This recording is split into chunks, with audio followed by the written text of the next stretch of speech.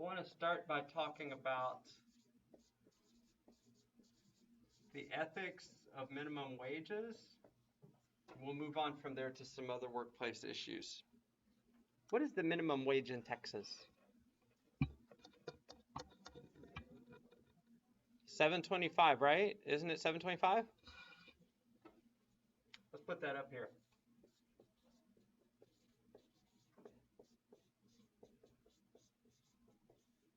What's the minimum wage in California?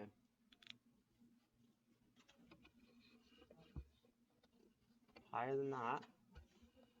$15. $15.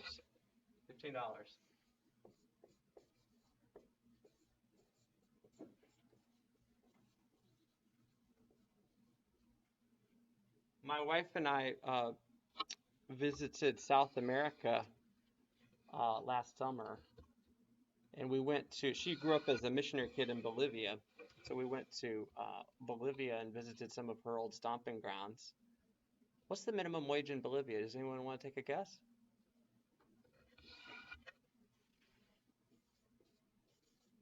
Zero.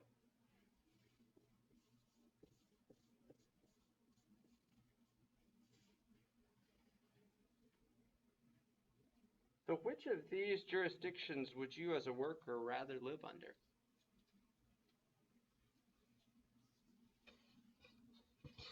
Well, let's talk about it. There are goods and bads here. First of all, let's start with California. Okay, California has very strong worker protection laws. $15 an hour is the minimum. Plus, it's really hard to fire workers. A lot harder than it is in Texas, and much harder, substantially harder than it is in a place like Bolivia. One advantage of the $15 minimum wage in California is that, I'm going to write this as pros and cons. It helps people who are doing tasks for which they would otherwise be paid less and which are not capable of being automated. Okay, so for instance, fast food workers. Fast food workers do jobs that can't be automated, at least not given our current level of robotics. Fast food workers, let me stop talking and finish writing so I can do this. Non-automated things.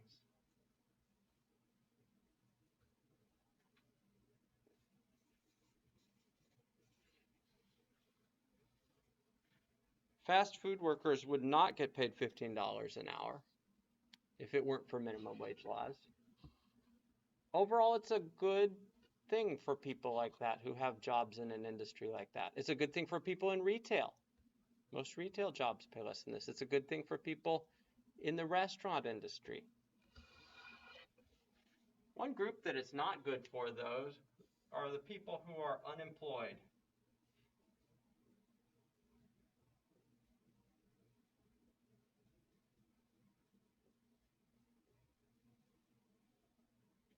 Why not? Let's think it through.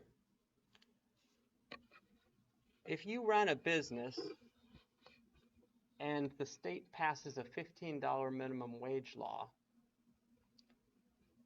and you were looking to expand your business by hiring some people who you'd be paying probably $10 or less per hour, jobs of that kind, you're probably going to find other ways to get that stuff done.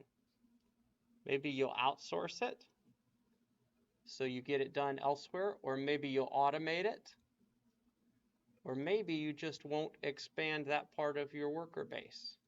You'll just figure out some other way. So it harms those who are on the outside, the unemployed, those who do not have status that is protected by the $15 an hour. Okay,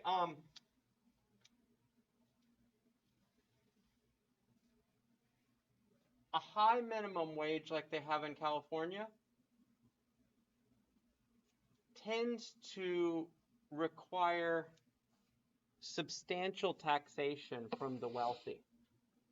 Okay, and if you see that as a good thing, because it's the wealthy who primarily are paying the difference, if you see that as a good thing, and you are for taxation, higher taxation policies, that can be an advantage. But higher taxation policies also can be harmful in that they undermine innovation. So I'll just put higher taxation in the cons as well. They harm the ability of companies to creatively develop solutions. Okay, there are a variety of ways in which higher taxation laws can undermine the development and growth of business. Okay, if you're the kind of a worker who's capable of doing stuff, but unlikely to be employed in a system that requires $15 minimum wages, you're probably best off in a hybrid system where there's a minimum wage, but it's not especially high, like we have in Texas. Honestly, I personally would never recommend a zero minimum wage law system. It's what they had back in the 19th century and the first part of the 20th century, just because the abuses of the workers became so bad.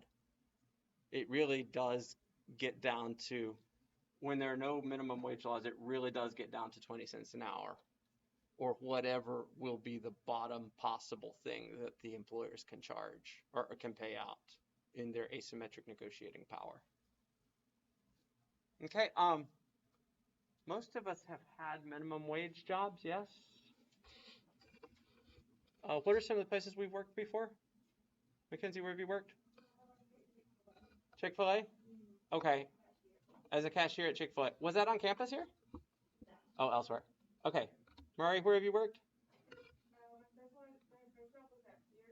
Okay. You went to Chick-fil-A too? There's a trend. Lisa, where have you worked?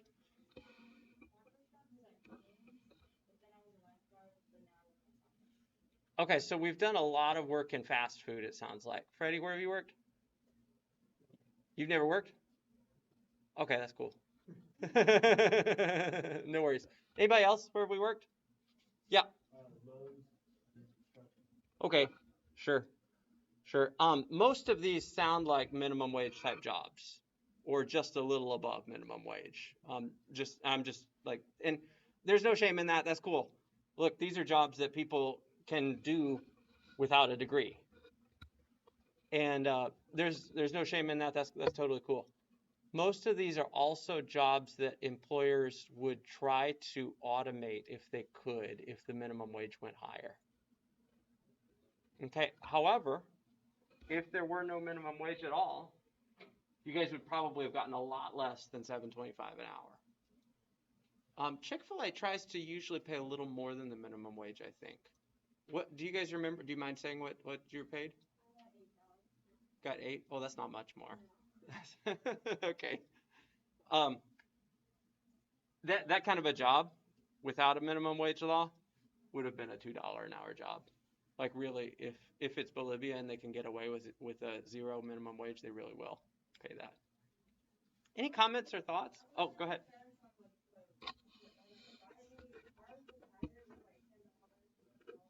Because it's a franchise system.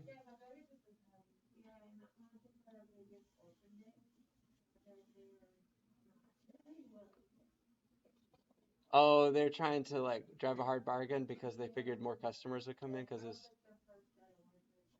Oh, that's rough.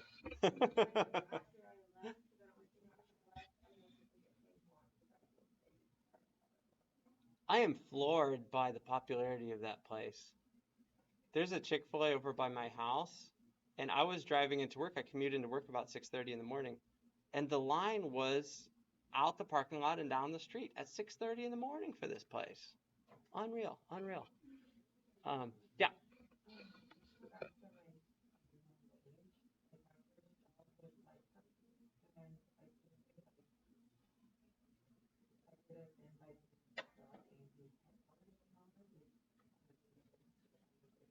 Mm-hmm. Sure.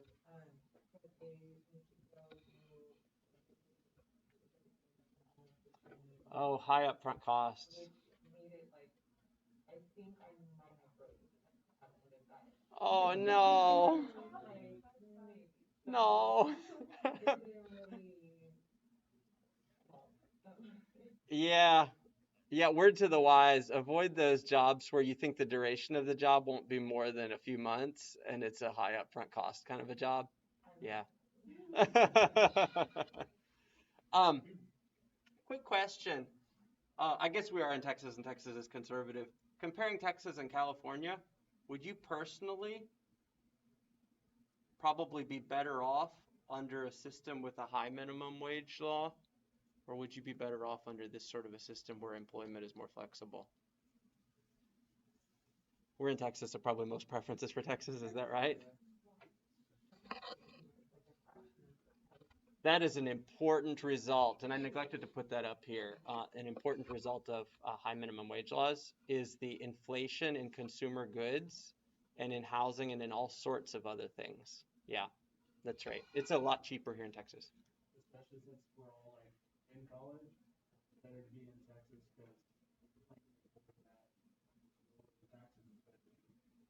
Yeah, and when minimum wage laws are really high, often that means other people in the company who have jobs that are more than minimum wage don't get paid as much as they otherwise would because the company has to devote more resources to paying those workers who are getting the $15 minimum wage. Yeah, so there is that as well. So I guess the best answer to that question is it depends on who you are. If you are the sort of worker who would be paid peanuts, if the company could get away with it, then you're probably better off here. But if you're the sort of worker who is hoping to get more than minimum wage, you go out, you get your degree, etc., you're probably better off where the company doesn't have to devote a lot of its resources to that. Okay, good stuff.